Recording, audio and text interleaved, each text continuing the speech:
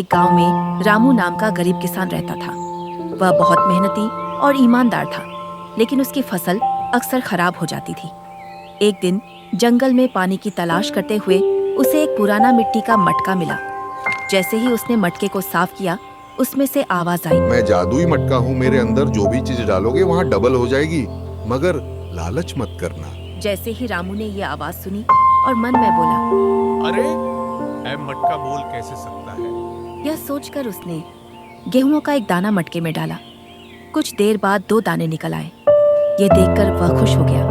उसने मटके की मदद से अनाज बढ़ाया और फिर उसने मटका और अनाज उठाया और अपने घर की ओर चल दिया।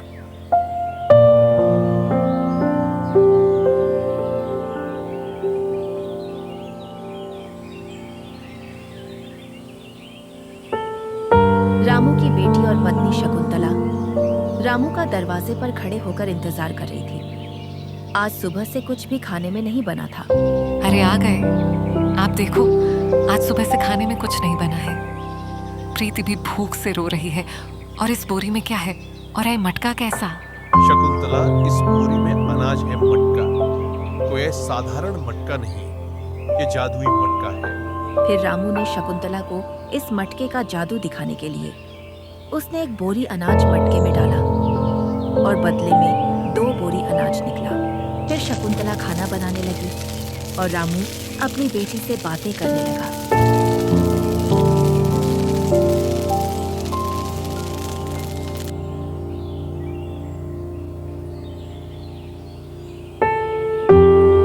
और अपने परिवार की गरीबी दूर कर ली। वह गांव के गरीब लोगों की भी मदद करने लगा। गांव का लालची साहूकार धनराज जब यह बात जान गया तो उसने मटका चुरा लिया।